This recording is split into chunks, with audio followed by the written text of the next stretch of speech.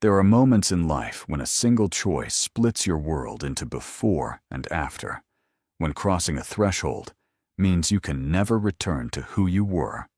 Elena lived in the before, unaware that the after was waiting for her on the other side of a wrought iron gate, behind eyes darker than midnight, belonging to a man whose very name made grown men tremble. If this story touches your heart, subscribe to the channel and leave a like. Comment where you're listening from, and if you feel it was really worth it, consider becoming a member to get early access to upcoming stories. Your support makes all the difference. The university library smelled of old paper and possibility, a scent Elena had grown to love during her 4 years studying literature. It was a Thursday evening in late autumn, and the reading room was nearly empty. Just the way she preferred it. The amber glow from the brass desk lamps created pools of warmth against the encroaching darkness outside, where rain had begun to tap against the tall windows with increasing urgency. Elena sat at her usual spot in the corner, surrounded by stacks of books about Italian Renaissance poetry, her dark hair pulled into a messy bun, reading glasses perched on her nose. She wore an oversized cream sweater that swallowed her small frame and jeans with a hole in the knee, the uniform of a graduate student who valued comfort over fashion. At 23, Elena existed in a world of words and ideas. She analyzed love in sonnets, but had never felt it herself. Her life was careful, measured, safe, exactly the way her grandmother had raised her to be after her parents died when she was 7. Don't draw attention. Don't take risks. Keep your head down and your heart protected. Elena had followed these rules perfectly, building a life that was small but secure. She had no way of knowing that tonight, all of that would shatter. The library's main door opened with a gust of cold wind that made the lamplight flicker. Elena glanced up instinctively, then immediately looked back down. 3 men had entered, and something about them sent a primal warning through her body. They wore expensive suits that fit too well, moved with predatory confidence. The one in front was tall, broad-shouldered, perhaps in his early 30s, with dark hair and a jawline that looked carved from marble. But it was his eyes that made Elena's breath catch, dark, intelligent, and somehow empty, as if he'd seen things that had burned away whatever warmth had once lived there. Elena forced her gaze back to her book, trying to make herself invisible, a skill she'd perfected over the years. But she could feel those eyes land on her, could sense the weight of his attention like a physical touch. Her heart hammered against her ribs. The men spoke in low voices to the elderly librarian, Mr. Reeves, who had worked there for 40 years. Elena couldn't hear the words, but she heard the tone, polite on the surface, but with an underlying current of steel that suggested the politeness was a courtesy that could be revoked at any moment. Mr. Reeves nodded rapidly, his hands trembling slightly, as he gestured toward the rare book section in the back. Elena tried to focus on Dante's verses, but the words blurred on the page. She sensed, rather than saw, when the man in front, the one whose presence seemed to suck the air from the room, turned and walked directly toward her table. Her fingers tightened on her pen. Don't look up. Don't engage. Don't exist. But then he was standing there, barely 3 feet away, and she had no choice. Slowly, Elena raised her eyes. Up close, he was devastating. Not handsome in a conventional way, but compelling in a manner that made conventional handsomeness seem irrelevant. His face held too many sharp angles, his nose slightly crooked, as if broken, and healed without proper care, a thin scar cutting through his left eyebrow. But his eyes, those dark eyes, held an intensity that made her feel simultaneously seen and endangered. "Excuse me," he said, and his voice matched everything else about him. Smooth, cultured, but with an edge that suggested violence was always an option. She said nothing, just looked at him with what she hoped was polite confusion. "You're in my seat," he continued, and the absurdity of the statement in a nearly empty library almost made her laugh. Almost. But there was nothing humorous in his expression. "I sit here every Thursday evening," Elena said quietly, finding her voice. Her grandmother had taught her never to show fear, even when you felt it. "I've sat here for 4 years." He tilted his head slightly, studying her with an interest that felt dangerous. "Then perhaps," he said softly, "it's time for a change." The 2 men behind him had positioned themselves near the exit, Elena noticed. Not blocking it, obviously, but their placement was deliberate. Her mouth went dry. "I have an exam tomorrow," she said, hating that her voice wavered slightly. "I need to study." He pulled out the chair across from her and sat without invitation, his movements fluid and controlled. "Then study," he said simply. "I'll wait." Elena stared at him, confusion mixing with fear. "Wait for what?" "For you to finish. We need to talk." "I don't know you," Elena said, her hand sliding toward her bag where her phone was buried under notebooks. "And I don't talk to strangers." A ghost of something, amusement perhaps, flickered across his face. "My name is Dante Moretti. Now we're not strangers." The name meant nothing to Elena, but the way he said it suggested it should have. The way the other patrons in the library had suddenly found urgent reasons to pack up and leave suggested it definitely should have. "I really need to study," Elena repeated, trying to keep her voice steady. "Alone." Dante leaned back in his chair, somehow making the simple wooden seat look like a throne. "You're a literature student," he observed, gesturing to her books. "Italian Renaissance poetry. Petrarch, Dante, Boccaccio." She said nothing. "Do you know why Petrarch wrote those sonnets?" he asked conversationally, as if they were friends discussing class material. "Because he loved Laura," Elena answered automatically, then cursed herself for engaging. "Because he couldn't have her," Dante corrected. "She was married. Untouchable. The wanting was everything." He leaned forward slightly. "Tell me, Elena, do you believe in fate?" Their wedding took place 3 months later in the rose garden Dante's mother had loved. It was intimate, with only people who mattered. Elena's grandmother attended, having a rare lucid day, and held Elena's face in her hands. "You found your strength," she said in Italian. Elena wore a simple white dress, and when she walked down the aisle, Dante's eyes held such love she had to pause. They exchanged vows they'd written themselves. "I promise to see you," Dante said, his voice steady but emotional. "To protect not just your body but your dreams, your spirit, your right to be exactly who you are. I promise to be worthy of your courage, to honor your strength, and to build a life where you never have to hide." Elena's turn came, and she spoke from her heart.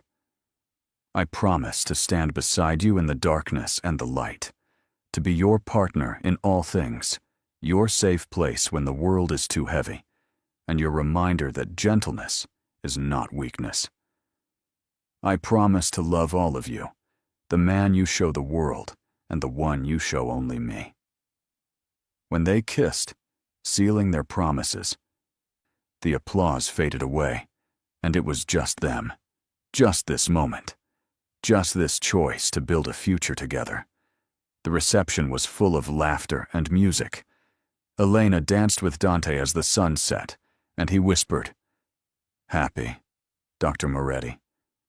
"The happiest," she replied. Their honeymoon was in Italy, visiting where Dante's mother was born. They walked streets holding family history. Elena researched libraries, and Dante sketched buildings. They were simply themselves, 2 people in love. When they returned home, life found its rhythm. Elena took a teaching position at the university, sharing her love of poetry with students who reminded her of her younger self. Dante began quietly transitioning parts of his business toward legitimate enterprises, using his resources to build things instead of just protecting territory. It wasn't always easy. There were still threats, still complications that came with Dante's past, but they faced them together, partners in the truest sense. Elena learned that loving someone like Dante meant accepting all of him, the darkness and the light. And Dante learned that being loved by someone like Elena meant he could finally lay down the armor he'd worn for so long, could be vulnerable without being weak. One evening, a year into their marriage, they sat in the library where they'd first met. Elena was grading papers, and Dante was reviewing architectural plans for a community center he was funding. "Do you ever regret it?" Dante asked suddenly. "Saying yes that first night? Choosing this life?" Elena set down her pen and looked at the man who'd changed everything, who'd seen her when she'd tried to stay invisible, who'd loved her through fear into courage. "Not for a single moment," she said. "You," Dante pulled her into his lap, holding her close. "You're my redemption," he said quietly. "You made me believe I could be more than what I was born to be." Elena kissed him softly. "We made each other more," she corrected. "That's what love does. It doesn't complete us. It expands us." That night, as they lay in bed, Elena thought about the girl she'd been in that library, afraid of being seen, afraid of living. And she was grateful for every choice that had led her here, to this man, to this life, to this version of herself who was no longer afraid. There are moments in life when a single choice splits your world into before and after. Elena had made that choice when she said yes to Dante, when she chose love over fear, partnership over safety, living over merely existing. And in that choice, she discovered something the poets had tried to tell her all along. Love isn't about finding someone who makes you feel safe. It's about finding someone worth being brave for. And Dante Moretti, the ruthless Mafia king who'd whispered promises of gentleness in the dark, had been worth every moment of courage it took to love him. If this story touched your heart, subscribe to the channel and leave a like. Comment where you're listening from. And if you felt it was really worth it, consider becoming a member to get early access to upcoming stories. Your support makes all the difference and helps us continue creating stories that touch the soul. "How did you know my name?" Elena whispered, ice flooding her veins. She hadn't introduced herself. Dante's lips curved into something that wasn't quite a smile. "I know many things, Elena Rossi. I know you live on Maple Street in your grandmother's house. I know you work part-time at the campus bookstore. I know you take the same route to class every day, always with a book in your hand. I know you're alone in this world, except for your grandmother, who's in a care facility with Alzheimer's. The careful recitation of her life felt like a violation, like he'd reached inside her chest and touched something private. "Why?" she managed to ask, though her throat felt tight. "Why would you know those things?" "Because 3 weeks ago, you witnessed something you shouldn't have." Elena's mind raced backward, trying to understand. 3 weeks ago, what had she seen? And then it hit her. The memory surfacing like something dark rising from deep water. She'd been leaving the library late, cutting through the alley behind the building because it saved 5 minutes on her walk home. She'd heard voices, angry, urgent. She'd frozen, pressing herself against the brick wall, and through the gap between 2 dumpsters she'd seen them. 3 men surrounding a 4th, who was on his knees, pleading. One of the standing men had raised something, a gun, and Elena had turned and run before she could see more. She'd run until her lungs burned, until she reached her street, And then she'd locked herself in her house and tried to convince herself it had been nothing. A movie being filmed, a misunderstanding, anything but what she knew in her gut it had been. "I didn't see anything," Elena said, but her voice betrayed her.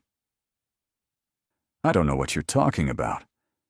Dante studied her with those unreadable eyes. "You're a terrible liar. It's almost refreshing. Most people in my world lie as easily as breathing." Fear crystallized into something sharp in her chest. "Are you going to kill me?" The question hung in the air between them. One of the men near the door shifted slightly, his hand moving inside his jacket. But Dante held up one finger, a small gesture that froze the movement immediately. "If I wanted you dead," he said calmly, "you would have never made it home that night."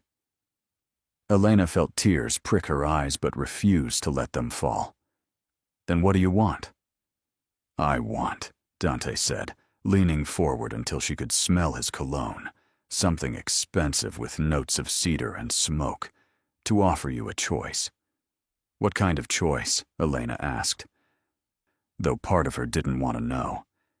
"You saw something that could cause me problems if it reaches the wrong ears. The police are already investigating.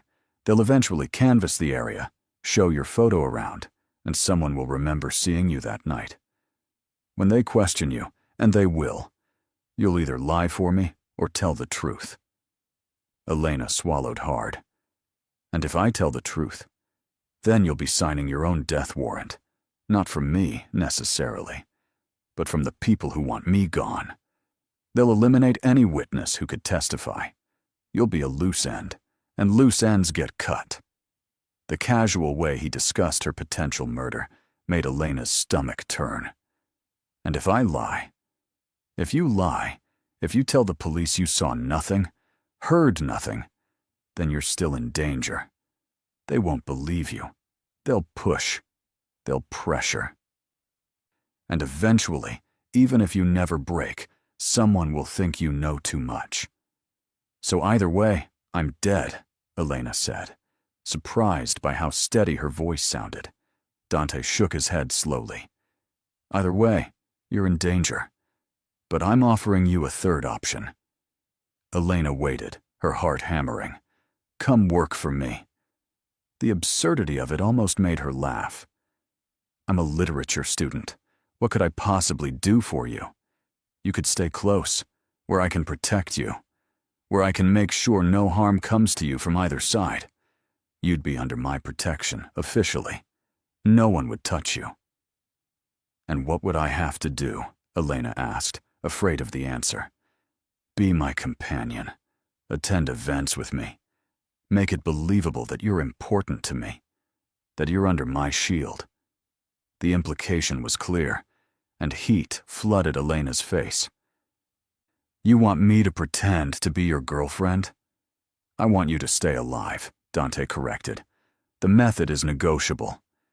But this is the safest path for you. There are people who want to hurt me, and they do that by hurting what's mine. If you're visibly mine, they won't touch you without starting a war. And if you're not mine, you're just a witness who needs to disappear." Elena felt trapped, cornered, like an animal with no good options.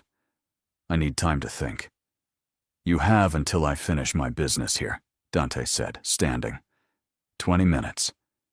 Then I'll need your answer. If it's no, I'll arrange for you to be moved to a safe location until the investigation concludes. You'll have to leave school, leave your life, start over somewhere else with a new identity. If it's yes, you'll continue your life normally, with me as an addition to it." He turned to leave, then paused. "For what it's worth, Elena, I truly don't want to see you harmed. You remind me of someone." "Who?" she asked before she could stop herself. "Someone I failed to protect," he said quietly. And for just a moment, something human flickered in those dark eyes. "I won't make that mistake again." Then he walked away, his men following, leaving Elena alone in the library, with a choice that felt impossible. Her hands were shaking as she tried to process what had just happened. Her entire worldview had shattered in the span of 15 minutes. She'd gone from a simple student worried about her Renaissance poetry exam to a witness in what was clearly a mob murder, being offered protection by a man who admitted to being exactly the kind of person her grandmother had warned her about. 20 minutes. The clock on the wall ticked relentlessly. Elena pulled out her phone, wanting to call someone, anyone. But who could she call? Her grandmother wouldn't understand. She had no close friends, had kept people at a distance her whole life as her grandmother had taught her. The police? Dante was right. They'd pressure her, use her. And then what? Witness protection? A new life where she'd always be looking over her shoulder? At least with Dante, he claimed he'd protect her. But could she trust a murderer? Could she align herself with someone who solved problems with violence? The alternative was running, hiding, or dying. Elena closed her eyes and thought about her grandmother, Maria Rossi, who had raised her with iron discipline wrapped in fierce love. Maria had fled Italy as a young woman, leaving behind something she never spoke about. Arriving in America with nothing but determination and secrets. She'd taught Elena to be invisible, to never attract attention, to build a quiet life. But she'd also taught her to survive. "Do what you must to survive, Bambina," her grandmother had said once, during a rare moment of vulnerability. Pride is a luxury the dead cannot afford. When Dante returned exactly 20 minutes later, Elena was still sitting at her table, her books closed, her hands folded in her lap. She looked up at him with eyes that had accepted their new reality. "I'll do it," she said quietly. "But I have conditions." Dante raised an eyebrow, something like respect flickering across his face. "Tell me." "I finish my degree. I'm 3 months from graduating. Nothing interferes with that." He nodded once. "Agreed." "I'm not sleeping with you," Elena continued, her cheeks burning but her voice firm. "This is protection, not prostitution. The deal is for appearances only." Dante's expression didn't change. "I'm not asking you to. Despite what you might think, I don't force women into my bed. When you come to me, and you will, it will be your choice." The arrogance of the statement made anger flare in Elena's chest. "I won't." "We'll see," he said simply. "Any other conditions?" "My grandmother. She's an evergreen care facility. She gets the best treatment available, no matter the cost. I want her comfortable and safe." "Already done," Dante said. "I had her moved to the private wing this afternoon. She has round-the-clock care and anything she needs." Elena's breath caught. "You were that certain I'd say yes?" "I was certain you're smart enough to choose survival," Dante corrected. "Anything else?" "Yes," Elena said, standing to face him despite the foot-of-height difference between them. "I want to know what I'm getting into. I want the truth. Who are you really? What did that man do that made you kill him? And what makes you think you can protect me when you clearly have enemies powerful enough to threaten you?" Dante regarded her silently for a long moment. Then he gestured toward the door. "Come.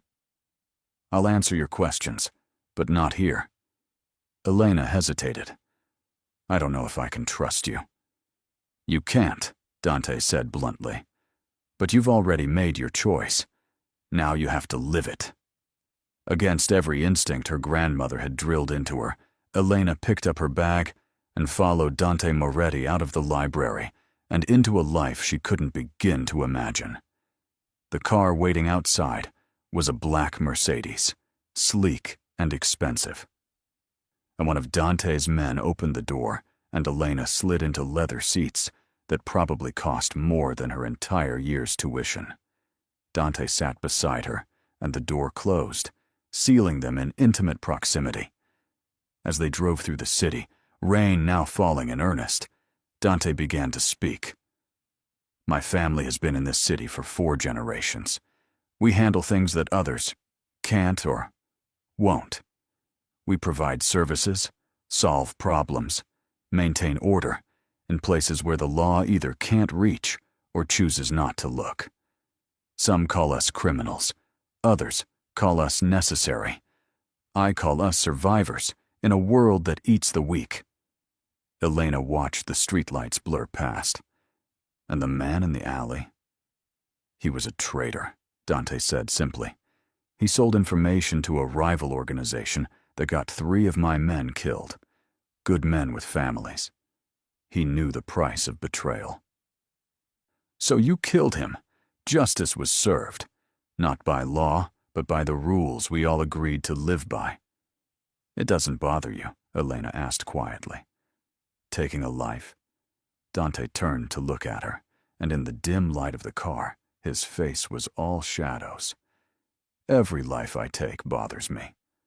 I'm not a monster, Elena. I'm a man doing what's necessary to protect what's mine. The difference is, I don't lie to myself about what I am. Elena absorbed this. And now I'm yours? Now you're under my protection, which in my world means the same thing. People will see you with me and understand that harming you means war. It's the safest place you could be. And what do you get out of this?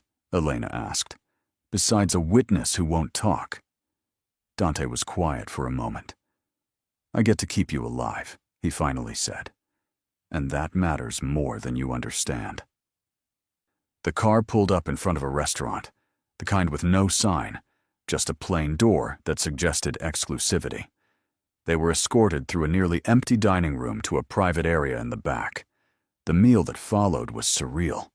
Dante ordered for both of them in flawless Italian, courses appearing without Elena having to ask. He was surprisingly easy to talk to when he chose to be, asking about her studies, her thesis on the female poets of the Renaissance, her dreams of teaching. You love words, he observed, refilling her wine glass. The way you talk about poetry, there's passion there. It's the only passion I've ever had, Elena admitted, the wine loosening her tongue slightly. I've spent my whole life being careful, controlled. Books were the only place I could feel everything without risk. Dante studied her with an intensity that made her skin warm. That's about to change. You can't live in my world and stay safe in your head. Things will happen that will force you to feel, to choose, to become someone you never imagined. Elena met his eyes. Is that a warning or a promise? Both, he said, and then added more quietly, I'm sorry you got pulled into this. Sorry your life got disrupted, if there had been another way. But there wasn't, Elena finished. So here we are. Here we are, Dante agreed. After dinner, he drove her home himself, the 2 guards following in a second car. When they pulled up in front of her grandmother's small house, Dante turned to her. Starting tomorrow, you'll be with me publicly. I'm hosting a charity event at my estate. You'll attend as my companion. I'll send a stylist and a dress. Just show up and stay close. People will talk, take photos, spread the word. By Sunday, everyone who matters will know you're mine. Elena's stomach fluttered with anxiety. I don't know how to be in your world. You don't have to know, Dante said. Just be yourself. That's what makes this believable. He reached out slowly, telegraphing the movement, and tucked a strand of hair behind her ear. His fingers were warm against her skin. Sleep well, Elena. Tomorrow, everything changes. The dress arrived at 10 in the morning, delivered by a woman named Sophia, who had sharp eyes and gentle hands. She was in her 50s, elegant, with silver threading through her dark hair. I've worked with Dante's family for 20 years, Sophia said, laying out the gown on Elena's bed. I dressed his mother before she passed. You must be special if he's asked me to come personally. I'm just a student, Elena said, feeling overwhelmed by the midnight blue silk that shimmered like water. Sophia smiled knowingly. No one is ever just anything in Dante's world. The fact that you think you are tells me everything I need to know about why he chose you. The dress fit like it had been made for her body specifically, and maybe it had been. Dante seemed to know everything else. The fabric draped elegantly, modest but stunning, with a neckline that suggested rather than revealed. Sophia worked on her hair, sweeping it up into a soft updo that left a few curls framing her face. Minimal makeup, Sophia instructed. Your beauty is in your authenticity. Don't hide it. When Elena finally looked in the mirror, she barely recognized herself.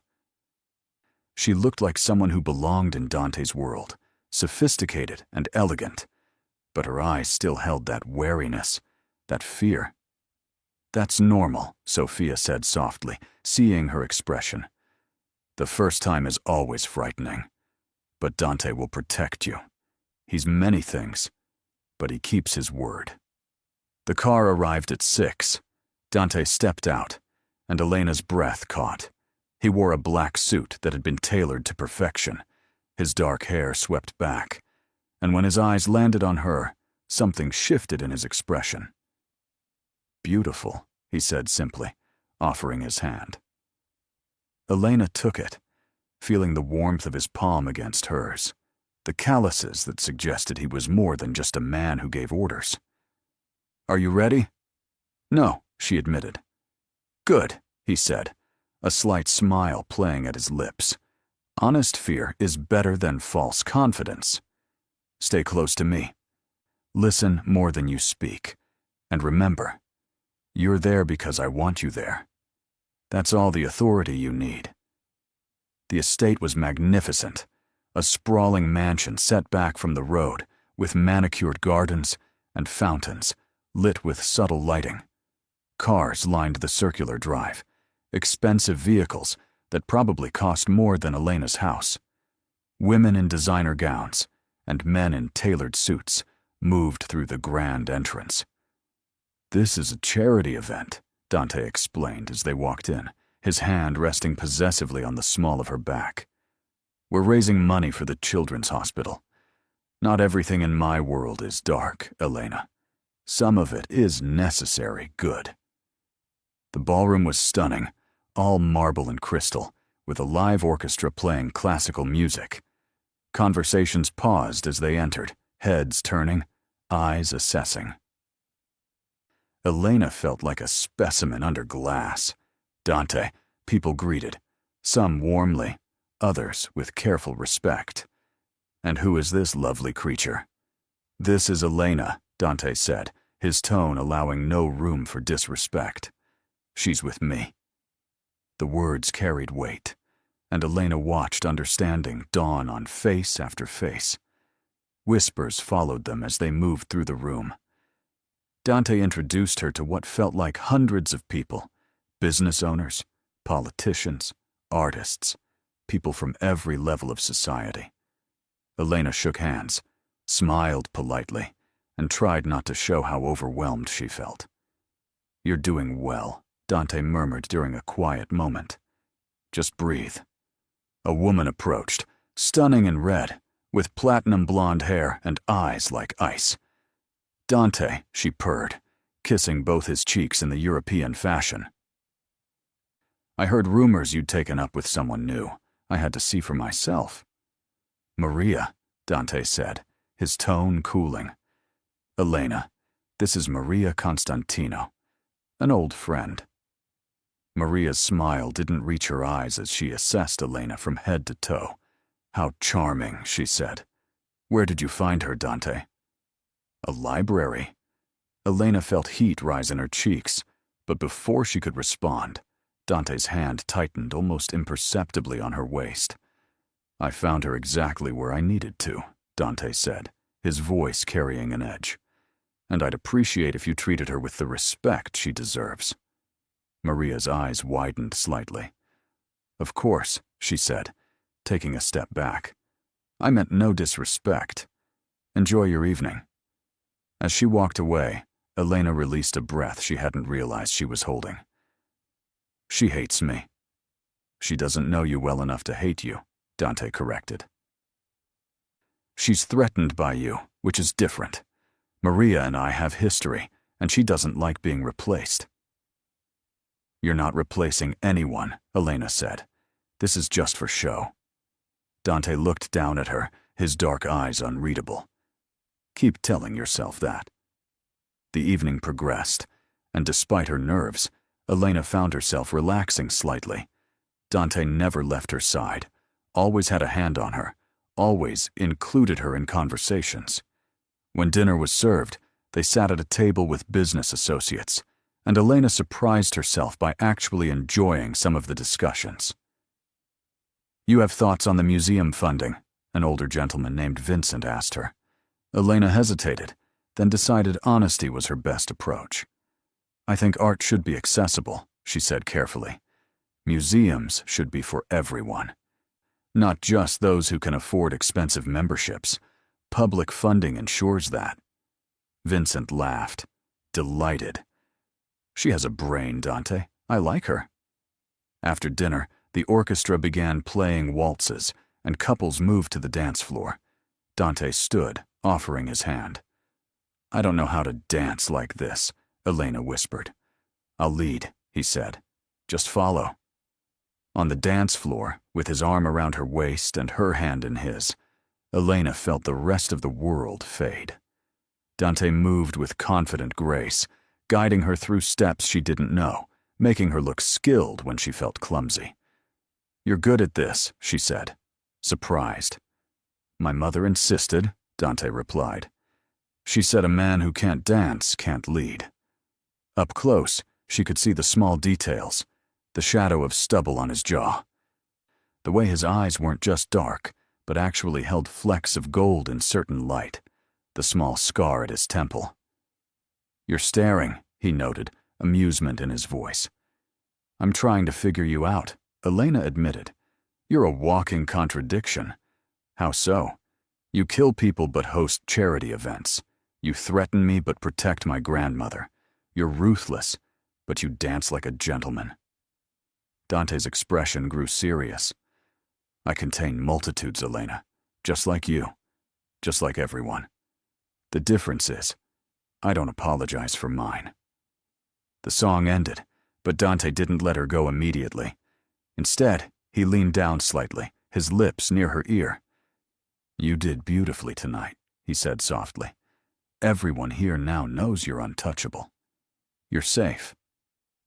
But as they left the dance floor, Elena caught sight of Maria watching them with an expression that suggested safety might be more complicated than Dante promised. Over the following weeks, Elena's life transformed in ways she couldn't have imagined. She still attended her classes, still studied her poetry, still visited her grandmother every Sunday. But now there were other things, dinners with Dante, appearances at his side, and slowly, carefully, moments where the pretense began to feel less like acting. Dante was surprisingly considerate. He never pushed, never demanded more than she'd agreed to. He had clothes delivered but always in her style, simple and elegant. He sent cars, but never insisted she use them if she preferred to walk. He protected her space while making his presence known. 3 weeks after the charity event, Elena was studying in the library again when Dante appeared. No guards this time, just him, carrying 2 coffee cups. I remembered you like it with cream and too much sugar, he said, setting one in front of her. Elena looked up, surprised. You didn't have to come here. I wanted to, Dante said, sitting across from her in the same spot he'd taken that first night. And I thought you might want to know. The police closed their investigation. Insufficient evidence. You're clear. Relief flooded through Elena. So I'm safe. As safe as anyone in my world can be, Dante confirmed. But our arrangement, if you want to end it now, I'll understand. Elena considered this. She could walk away, return to her quiet life, be invisible again. But something had shifted in her. She'd tasted a different kind of existence, had felt seen and protected and strangely alive in Dante's presence. "I'd like to continue," she said quietly, "if that's acceptable." Dante's expression softened in a way she'd never seen before. "It's more than acceptable." They fell into an easy silence, Elena returning to her books, while Dante pulled out a leather-bound notebook and began writing. "What are you working on?" Elena asked after a while, curious. Dante glanced up. "Letters to the families of the men I lost. Making sure they're taken care of. It's my responsibility." "You feel guilty," Elena observed. "I feel accountable," Dante corrected. "They died because of choices I made. The least I can do is ensure their children have futures." Elena saw him differently then, not just as the dangerous man who disrupted her life, but as someone who carried the weight of his decisions, who honored his debts. "You're more complicated than I expected," she admitted. "You're exactly as complicated as I expected," Dante replied. "It's why I wanted you." Elena felt warmth spread through her chest at those words, and she pushed it down, reminding herself this was still an arrangement, still a performance. Except it was becoming harder to remember that when Dante looked at her, like she mattered. That weekend, Dante invited her to his estate, not for an event, but just to visit. "I want you to see where I live," he explained, "to understand my world better." The estate in daylight was even more impressive than at night, with sprawling gardens and a sense of history in every brick. Dante gave her a tour, showing her the library that rivaled the university's, the music room with a grand piano, the gardens his mother had designed. This was her favorite place, he said, stopping at a rose garden in full bloom. She'd spend hours here, talking to the flowers like they were friends. "She sounds wonderful," Elena said softly. "She was," Dante replied, his voice heavy with something Elena recognized as grief. "She believed people were fundamentally good. She saw the best in everyone." He paused. "She would have liked you." "How did she die?" Elena asked gently. "Cancer," Dante said. 5 years ago. Fast and cruel. By the time we caught it, there was nothing to be done. I'd give anything to have told her I loved her one more time." Elena reached out without thinking and took his hand. "I'm sorry." Dante looked down at their joined hands, then back at her face. "You have her kindness," he said, "that instinct to comfort. It's rare in my world." They walked together through the gardens, and Dante talked more than Elena had ever heard him talk, about his childhood, about his father who'd taught him the business, about the choices that had led him here. "I never wanted this," he admitted. "I wanted to be an architect, to build things instead of managing an empire built on fear and loyalty. But my father died, and someone had to step up. The family needed a leader." "So you sacrificed your dreams," Elena said. "For duty," Dante confirmed, "just like you've been sacrificing your preferences for safety. We're not so different, you and I." Inside the estate, they sat in the library, surrounded by books, and Elena felt more comfortable than she had since this all began. Dante poured wine, and they talked about literature, about the poets Elena studied, about the stories Dante had read as a child in Italy before his family moved to America. "You could still pursue architecture," Elena said. "It's not too late." Dante smiled sadly. "In my world, it's always too late for clean hands. But maybe," he said, looking at her intently, "it's not too late for other things." "What things?" Elena asked, though her heart knew the answer. Dante set down his glass and moved closer, giving her every opportunity to pull away. "For this," he said softly, and kissed her. It wasn't the aggressive claiming Elena might have expected. It was gentle, questioning, his lips soft against hers, as if asking permission with every touch. Elena's first instinct was to pull back, to maintain the boundaries, but her body had other ideas. She found herself leaning into him, her hands coming up to rest on his chest, feeling his heart hammering beneath the expensive fabric of his shirt. When they finally broke apart, both breathing harder, Dante rested his forehead against hers.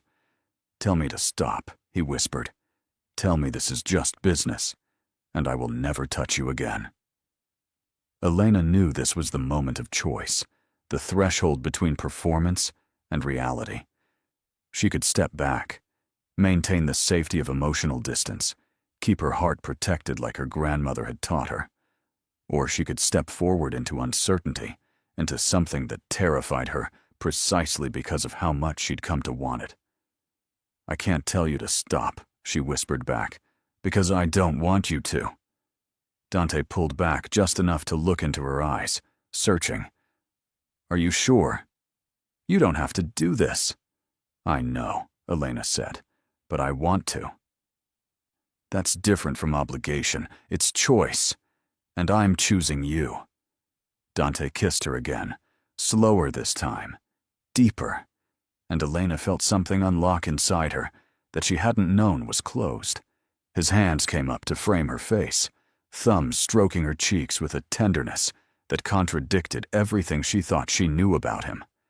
When he pulled back, his eyes were dark with desire, but also with something that looked like wonder. "I need you to understand something," Dante said, his voice rough.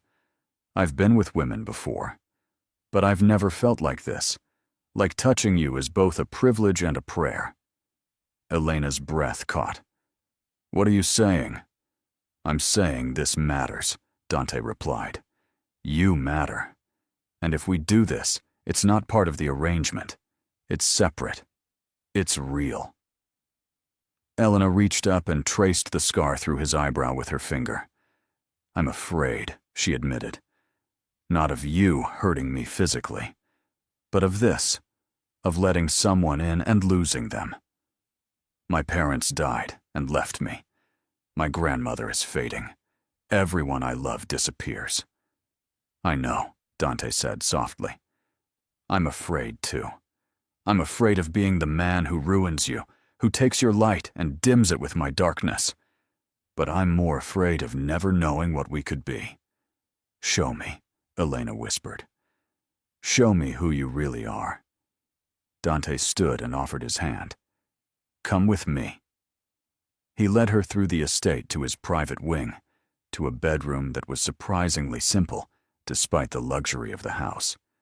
The walls were a soft gray, the bed massive, but covered in plain white linens, books stacked on the nightstand. "This is where I'm just Dante," he explained. "Not the boss, not the king, just a man." Elena felt the significance of being brought here, of being allowed into his private sanctuary. She turned to face him, and despite her fear, despite her inexperience, she reached up and began unbuttoning his shirt. Dante stood perfectly still, letting her set the pace, his eyes never leaving her face. When she pushed the fabric off his shoulders, she saw his body properly for the first time. He was powerful, muscles defined from more than just gym work, but also marked. Scars crisscrossed his torso, some small, some significant. "Each one tells a story," Dante said quietly. "Each one is a reminder of mistakes made, or lessons learned." Elena traced one particularly long scar across his ribs. "What happened here?" "A rival family thought they could take me out when I was 25. They were wrong, but they came close. This is from the knife that almost ended me." Instead of revulsion, Elena felt tenderness. He'd survived. He'd fought to live, just as she'd fought in her own way to stay invisible, to stay safe. "Your turn," Dante said gently. "Only if you want to." Elena's hands trembled as she reached for the zipper of her dress, but Dante covered her hands with his. "Let me," he said. "May I?" She nodded, and he slowly, reverently, lowered the zipper. The dress pooled at her feet, leaving her in simple cotton underwear that felt inadequate compared to what he probably expected. But Dante looked at her like she was art, like she was precious. Beautiful, he breathed. So beautiful it hurts to look at you. No one had ever looked at Elena that way, like she was something to be treasured. She'd spent her life trying not to be seen, and now she wanted nothing more than to be seen by him, completely. They moved to the bed, and Dante laid her down with infinite care. "I need you to tell me if anything feels wrong," he said, positioning himself over her, supporting his weight on his forearms. "I need you to know you can stop this at any time, and I will. No questions, no resentment." Elena pulled him down to her. "I trust you." The words surprised her because they were true. Somewhere along the way, this dangerous man had become the safest place she knew. What followed was slow, careful, reverent. Dante kissed every inch of her skin, learning her body like it was a text he wanted to memorize.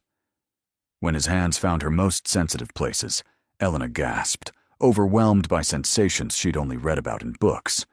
"Is this okay?" Dante kept asking, checking in, making sure.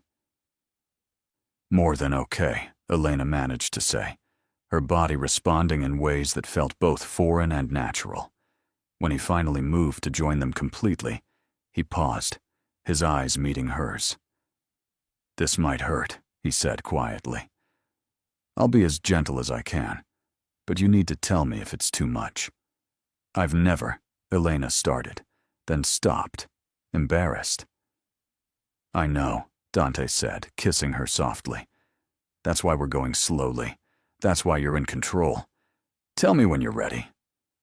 Elena took a deep breath, feeling the weight of him against her, the heat of his body, the tenderness in his eyes that made her feel less afraid. "I'm ready," she whispered. Dante moved with excruciating care, inch by inch, watching her face for any sign of distress. There was discomfort, a burning stretch that made Elena tense, but Dante stopped immediately. "Breathe," he coached. "Just breathe. I've got you." Elena focused on his voice, on the steadiness of him, and gradually the discomfort shifted into something else, something overwhelming, but not painful. "Okay," she said. "You can move. Are you sure?" "Yes," Elena said more firmly. "Please." Dante began to move, slow and deep, his hands cradling her face, his lips finding hers, kissing her through every sensation. Elena felt like she was discovering a language she hadn't known existed, a way of communicating that went beyond words. "I'll be gentle," Dante had promised that first night in the library, and he was. But he was also present, completely focused on her pleasure, on making sure she felt safe even in vulnerability.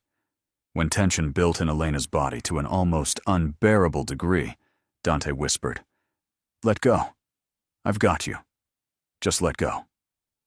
And Elena did, surrendering to sensation, to emotion, to the terrifying freedom of being completely herself with another person. She cried out, her body shaking, and Dante held her through it, murmuring words in Italian she didn't understand, but felt in her bones. His own release came moments later, and she felt the shudder go through him, heard her name torn from his lips like a confession. Afterward, they lay tangled together, both breathing hard. Dante rolled to his side, pulling her with him, keeping her close. "Are you all right?" he asked, his voice hoarse. Elena nodded against his chest, feeling tears prick her eyes for reasons she couldn't quite name. More than all right. Dante tilted her face up, seeing the tears. "Did I hurt you?" "No," Elena said quickly. "It's just, I didn't know it could be like that. Gentle but intense.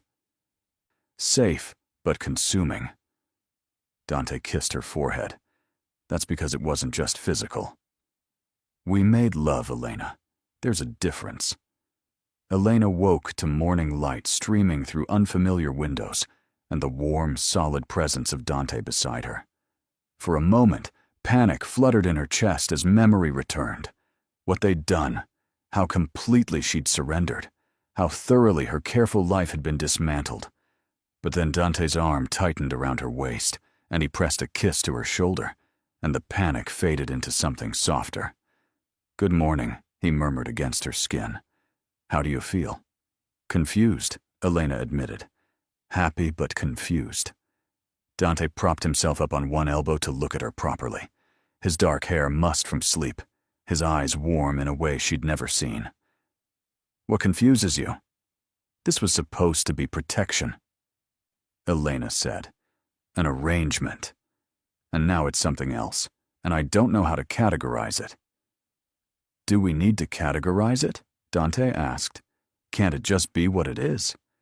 Two people who found each other in complicated circumstances and decided the circumstances didn't matter as much as the connection?" Elena turned to face him fully. "In my world, everything has definitions. Books are organized. Poems have structures. Feelings have names. This," she gestured between them, "doesn't fit into any category I know." "Then we'll create a new category," Dante said simply. "One that's just ours." He traced her jaw with his finger. "Elena, I know this started as obligation, but somewhere along the way, you became the first thing I think about when I wake up, and the last thing I want to see before I sleep. That's not duty. That's something else entirely." "What do we call it?" Elena whispered. "Whatever we want," Dante replied. "But if you're asking what I feel, it's simple. I'm falling in love with you." The words hung in the air between them, terrifying and perfect. Elena had read about love in countless poems, had analyzed its metaphors and symbols, but she'd never expected to feel it herself, especially not for a man who represented everything she'd been taught to avoid. "I don't know if I know how to love someone," Elena confessed. "My grandmother raised me to be independent, to need no one." "Then we'll learn together," Dante said, "because I'm not much better at this. I know how to command, how to protect, how to destroy threats. But being gentle, being vulnerable, letting someone see the man beneath the monster, that's new for me too." "You're not a monster," Elena said firmly. "You're a man who does monstrous things sometimes, but you're also the man who takes care of his men's families, who hosts charity events, who dances with patience and kisses with reverence. You contain multitudes."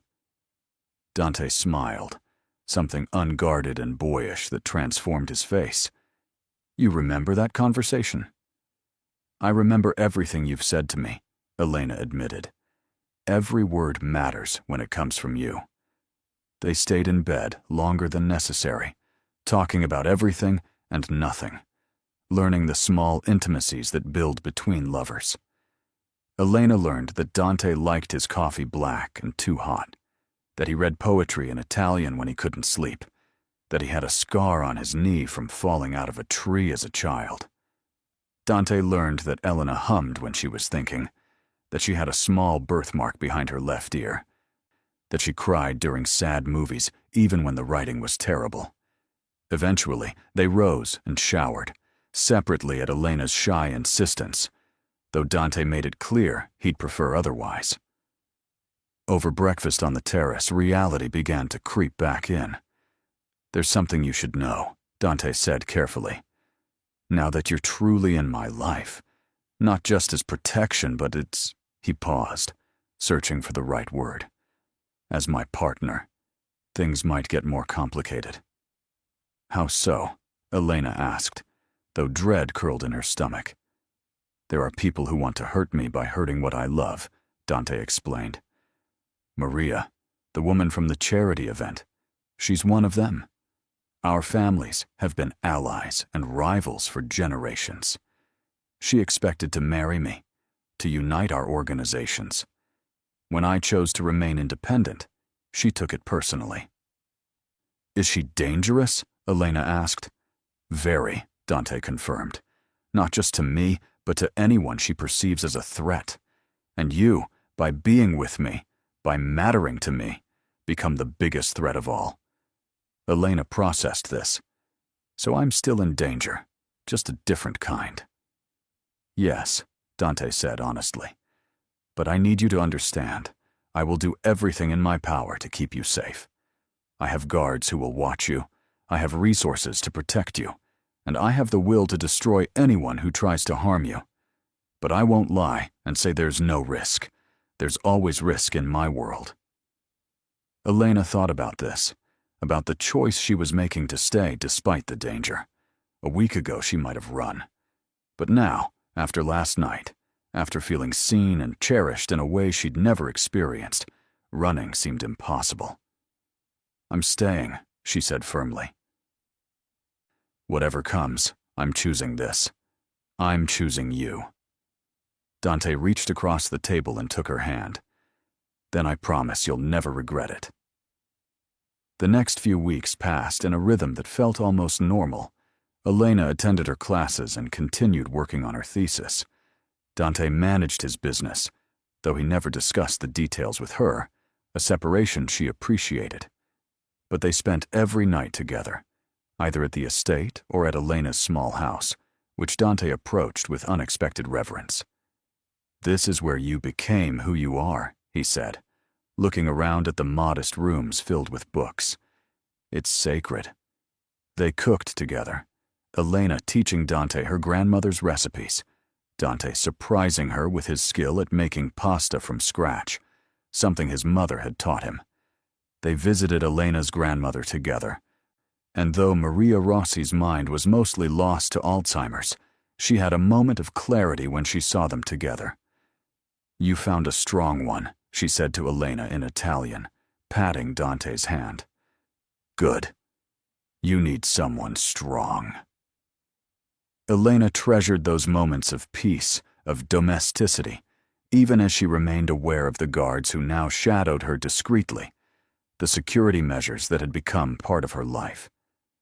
She was learning to live in Dante's world, to understand its rules and rhythms, and she was learning that love wasn't the safe, controlled emotion she'd read about in poems. It was wild and consuming and terrifying. It was choosing someone despite the risk, maybe because of the risk. It was trust built in moments of vulnerability, connection forged in honesty. The threat came on a Tuesday afternoon. Elena was leaving the library after her final class when a black car pulled up beside her, different from Dante's usual vehicles. The window rolled down, and Maria Constantino's ice-blue eyes assessed her with predatory interest. Get in, Maria said pleasantly. We need to talk. Elena's training from Dante kicked in. I don't think that's appropriate. Maria laughed, a cold sound. I'm not asking, dear. You can get in willingly, or my men can help you. Your choice. Elena saw the two large men in the front seat and understood this wasn't a request. She climbed in, her phone clutched in her hand, already composing a message to Dante under the table where Maria couldn't see. Smart girl, Maria said as they drove, letting him know where you are. It won't help, but it's smart. The car drove to an upscale restaurant, and Maria led Elena to a private booth in the back. She ordered champagne without asking if Elena wanted any. So, Maria began, once they were alone. You're the little nobody who thinks she can keep Dante Moretti. Elena kept her voice steady. I'm not trying to keep anyone. Dante makes his own choices. Does he? Maria mused. Or did you manipulate your way into his life by playing the victim? I heard about the witness situation. Very convenient. Elena felt anger rise but pushed it down. Whatever you think happened, you're wrong. Then let me tell you what I think happened, Maria said, leaning forward. I think you saw an opportunity and took it. A rich, powerful man offering protection? Of course you said yes. And then you seduced him, made him think you're different from all the other women who want his money and power. You don't know anything about me, Elena said quietly. I know you're in over your head, Maria replied. I know Dante's world will destroy you. Do you have any idea what he's done? The people he's hurt? The blood on his hands?" "I know enough," Elena said. "I know he's complicated. I know he's trying to be better." Maria laughed again. "Better? Darling, men like Dante don't get better. They just get better at hiding who they really are. But let me tell you what's really going to happen. You're going to leave him. You're going to realize you're not cut out for this life, and you're going to run. And when you do, I'll be there to pick up the pieces." "Why are you telling me this?" Elena asked. "Because I'm giving you a chance to leave gracefully," Maria said. "Walk away now, and I'll make sure you're taken care of. Stay, and you'll learn exactly how cruel this world can be." "Is that a threat?" "It's a promise," Maria said. "I've been patient. I've watched Dante parade you around like a trophy. But my patience has limits. You have 1 week to end things with him. If you don't, I'll make you wish you had." Elena stood, her legs shaking but her voice firm. "I'm not leaving Dante. And you threatening me only proves you're exactly what he said you are. Someone who uses fear instead of earning love." Maria's expression turned glacial. "You have no idea what you've just done." Elena walked out of the restaurant, her heart pounding. Outside, one of Dante's cars was already waiting, having tracked her location. She climbed in, and the driver, a man named Marco, who she'd come to recognize, spoke calmly. "Boss knows. He's meeting you at the estate." When Elena arrived, Dante was pacing in his office, fury radiating from him like heat. "Are you hurt?" he demanded, pulling her into his arms before she could answer. "Did she touch you?" "No," Elena said against his chest. "She just talked, threatened me, told me to leave you or face consequences." Dante pulled back, his jaw clenched. "I should have seen this coming. Maria doesn't accept defeat gracefully." "What are we going to do?" Elena asked. "We," Dante said firmly, "are doing nothing. I am handling this. You're staying here where you're protected." "But," Elena started. "No," Dante interrupted, his tone brooking no argument. "This is my world, Elena. Let me protect you in it." Elena saw the fear beneath his anger, the terror that he might lose her. She reached up and touched his face. "I'm not afraid." "You should be," Dante said quietly. "Maria is dangerous. She has resources, connections. She could hurt you in ways I can't prevent if you're not careful." "Then teach me," Elena said. "Teach me how to navigate your world properly. If I'm going to be in it, I need to understand it fully." Over the next few days, Dante did exactly that. He taught her about the families, the alliances, the codes they all lived by. He showed her how to read people, how to see threats before they materialized. He introduced her to his most trusted advisors, making it clear she was to be protected at all costs. But he also taught her how to protect herself, hiring an instructor to teach her basic self-defense, ensuring she always had a panic button, making sure she understood that asking for help was strength, not weakness. Elena absorbed it all, understanding that knowledge was power in this world. She also continued her studies, determined not to let her own dreams die in the shadow of Dante's empire. Her thesis defense was scheduled for 2 weeks away, and despite everything, she remained focused on finishing her degree. "You're remarkable," Dante told her one evening, as she worked on final edits, while he handled business beside her. "Most people would have fallen apart by now. But you're still here, still pursuing your goals, still standing." "I learned from my grandmother," Elena said. "She survived things I can't imagine, and still built a life. I can do the same." Dante kissed her temple. "You're stronger than you know." But there was a tension in the air, a sense of waiting for the other shoe to drop. Maria hadn't made another move, but everyone knew it was coming. The question was when and how. Elena tried not to let it consume her thoughts, but it was always there, lurking at the edges of her awareness. She found herself looking over her shoulder, jumping at unexpected sounds, trusting fewer people. Dante noticed, of course. "You can't live in fear," he told her gently. "That's letting her win." "I know," Elena said. "But knowing and doing are different things." "Then let me give you something else to think about," Dante said. He pulled a small box from his pocket, and Elena's breath caught.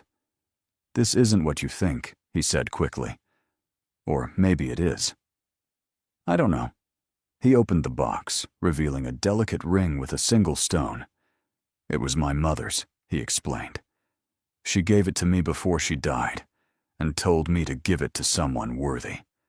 Someone strong enough to stand beside me, not behind me." Elena stared at the ring, emotion clogging her throat. "Dante, I'm not asking for marriage," he clarified. "Not yet. But I'm asking you to be my partner in every sense, to share my life, my world, my future. Will you?" "Yes," Elena said without hesitation. "Yes to all of it." Dante slid the ring onto her finger, and it fit perfectly, as if his mother had known somehow that this woman would be the one. They sealed the promise with a kiss that tasted of hope and commitment, and for a moment, the threat surrounding them faded into insignificance. But reality returned the next day, when Elena arrived at the university for her thesis defense and found her committee room trashed. Papers scattered, her research destroyed, and spray-painted on the wall in red. A simple message. Last warning. Elena stood frozen, staring at the destruction of months of work, and felt something inside her shift from fear to fury. She called Dante immediately. "I'm done being threatened," she said when he arrived. "I'm done letting her control my life through fear. Tell me how to fight back." "Elena," Dante started, his face grave as he surveyed the damage. "No," Elena interrupted. "You said I'm your partner. Partners fight together. So tell me what we do." Dante studied her for a long moment, then nodded. "All right. But we do this my way." The plan was simple but risky. They would draw Maria out, make her think she'd won, and then trap her with evidence of her crimes that even her family connections couldn't protect her from. Elena would publicly announce she was leaving Dante, create a scene that would convince Maria she'd succeeded. Then they'd wait for Maria to make a move that would expose her true nature. It meant Elena had to be bait, something Dante hated but understood was necessary.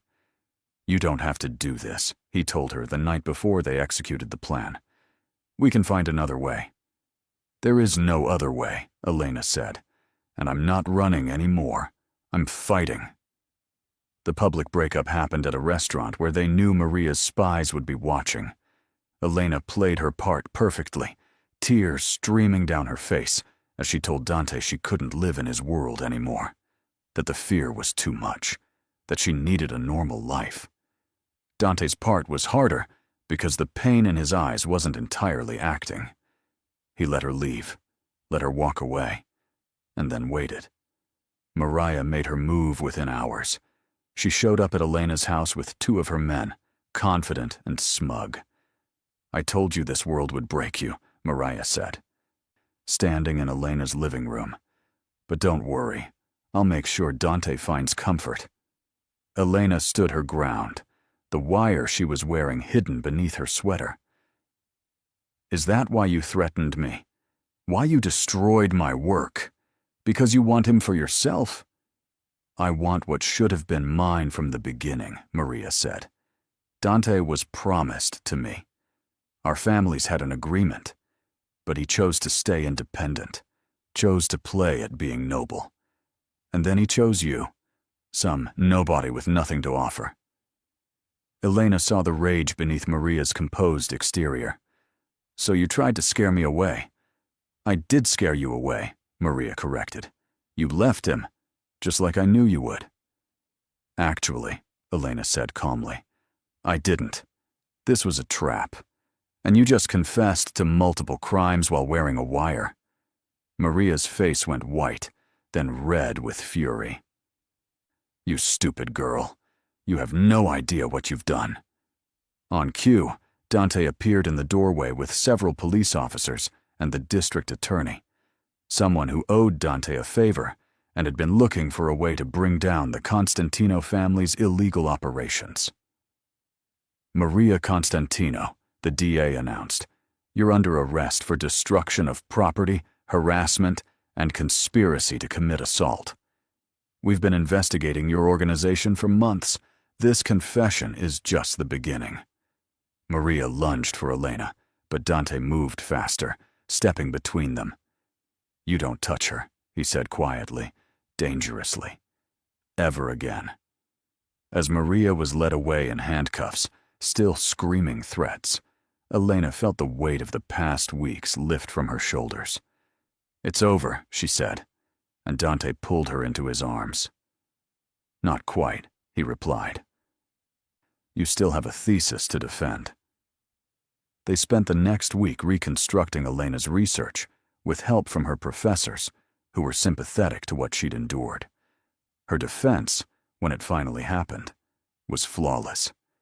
She spoke about the female poets of the Renaissance with passion and authority, and when she finished, her committee gave her a standing ovation.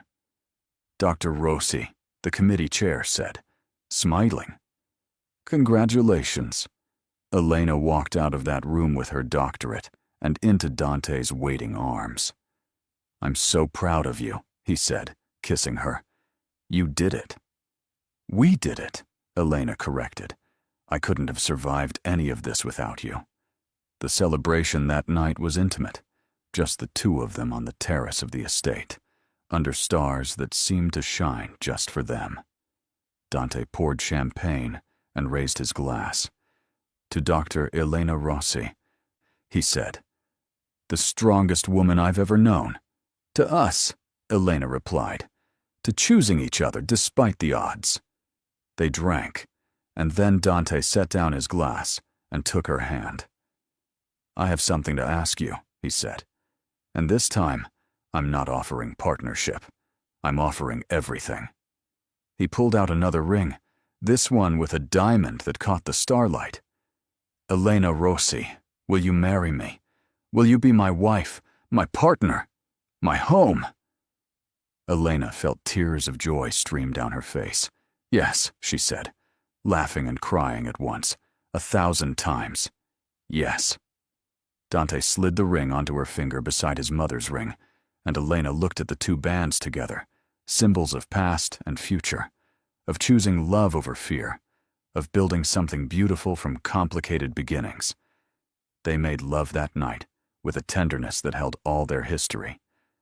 All their battles fought and won, all their tomorrows stretching ahead.